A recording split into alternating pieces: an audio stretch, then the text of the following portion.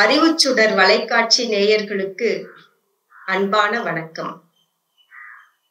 புரட்சி என்பது ஏதோ போர் முனையில், வாழ்முனையில், துப்பாக்கி முனையில் ஏற்படுவது மட்டுமல்ல, மக்கள் காலம் காலமாக நம்பிக்கொண்டிருக்கிற பயனற்ற கருத்துகளை, பொய்மைகளை, அதுவும் அவர்களுக்கு தீமை தரும் பொய்மைகளை புரட்டி போட்டு மனித குலத்தை மேம்படுத்துவது என்பதுதான் ஒரு மகத்தான புரட்சி. அத்தகைய மாபெரும் புரட்சியை செய்தவர் தான் தந்தை பெரியார் அவர்கள். மிகப்பெரிய பொய்மைகளை கட்டுடைத்தார். மக்களுக்கு பயனற்ற, மக்களுக்கு கெடுதல் செய்கிற பொய்மைகளை கட்டுடைக்கிற மிகப்பெரிய புரட்சியைத்தான் தந்தை பெரியார் அவர்கள் தன் வாழ்நாள் முழுவதும் செய்தார். அதற்காகவே உழைத்தார். மிக அழகாக சொல்கிறார், மனிதனிடம் தன்னம்பிக்கை இல்லை. தன்னை தான் நடத்துவதாக அவன் நினைப்பதில்லை. தனது காரியத்திற்கு தான் பொறுப்பாளி என்ற நம்பிக்கை அவனுக்கு இல்லை.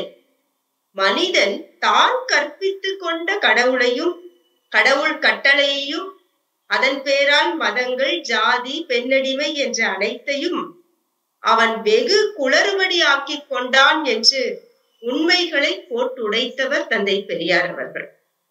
இந்த உண்மை பேசுதல் என்பதுதான் தந்தை பெரியார் அவர்களினுடைய வாழ்நாள் முழுவதும் தொடர்ந்திருப்பதை நம்முடைய திராவிடர் கழக தலைவர் ஆசிரியர் கி. வீரமணி ஐயா அவர்கள் தொடர்ச்சியாக பல்வேறு சம்பவங்களின் மூலமாக வெளிப்படுத்தி கொண்டே வருகிறார்கள்.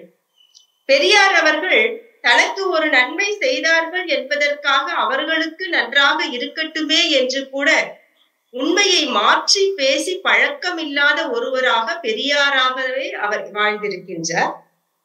சென்னை மாநகராட்சியிலே ஒரு பெரிய வரவேற்பு 1966-67 வாக்கில் தந்தை பெரியாருக்கு அளிக்கப்படுகிறது. அப்போ அந்த வரவேற்பில் மிகப்பெரிய அதிகாரிகள், ஏராளமான அதிகாரிகள், ஏராளமான கவுன்சிலர்கள் தந்தை பெரியாரை வரவேற்க தயாராக இருக்கிறார்கள்.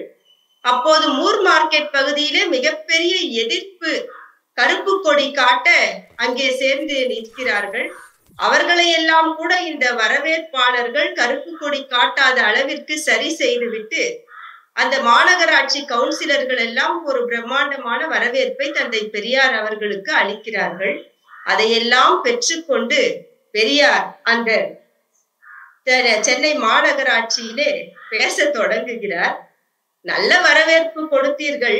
இந்த கார்ப்பரேஷன் இருக்கிறதே, இத்தனை கவுன்சிலர்கள் இருக்கிறார்களே, இதெல்லாம் எதுக்கு? இதை எல்லாத்தையும் கலைத்து விட்டு ஒரே ஒரு அதிகாரி இருந்தா, அவர் தவறு செய்தாலும் பணம் வாங்கினாலும் ஒரு முறைதான் இந்த தவறு நடக்கும். ஆனால் இத்தனை அதிகாரிகள் நீங்கள் இருப்பதால் என்ன பயன்?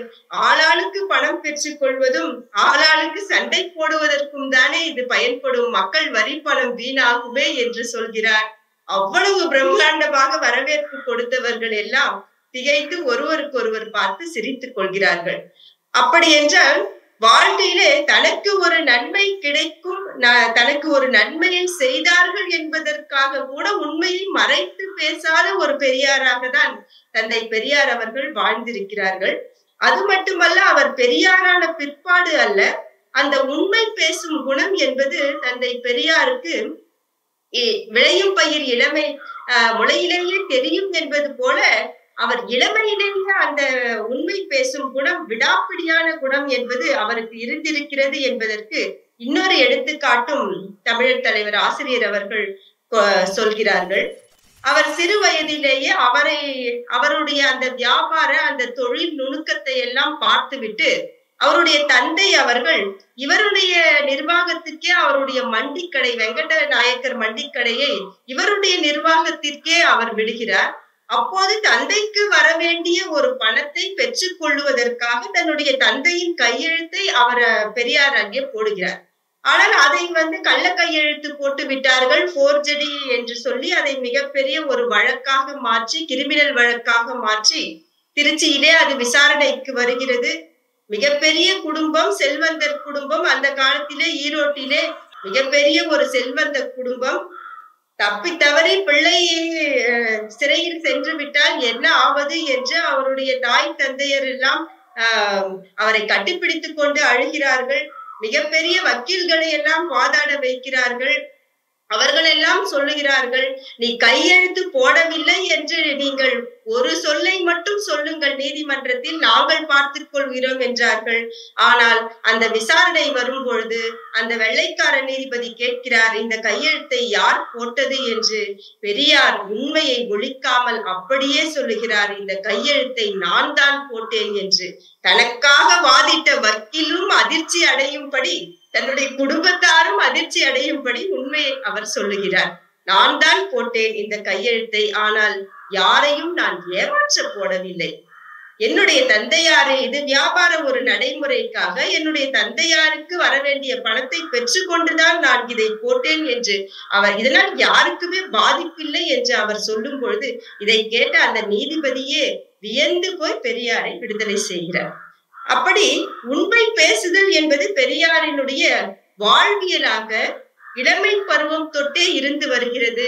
அந்த உண்மை பேசும் குணம்தான் மிகப்பெரிய பொய்மைகளை, ஜாதி என்னும் பொய்யை, பெண்ணடிமைத்தனம் என்னும் பொய்யை, இந்த மக்களை எதையெல்லாம் பாதிக்கிறதோ அந்த மடமைத்தனங்களை எல்லாம் அவர் கட்டுடைக்கிற பணியை தொடர்ச்சியாக செய்து கொண்டு இருக்கிறார். நான் எப்பொழுதும் உண்மையே பேசுபவன், அதுதான் எனக்கு ஒரு மிகப்பெரிய, என்னை நான் எண்ணிக்கொள்வதில் மிகப்பெரிய எனக்கு பெருமையை தரக்கூடியது அதுதான் என்று சொல்லுகிற பெரியார், நான் இந்த பொது வாழ்க்கையில் சாகாமல் இருக்கிறேன் என்றால் அதற்கு நான் என் நேர்மையில் வைத்திருக்கும் நம்பிக்கை தான் என்கிறார்.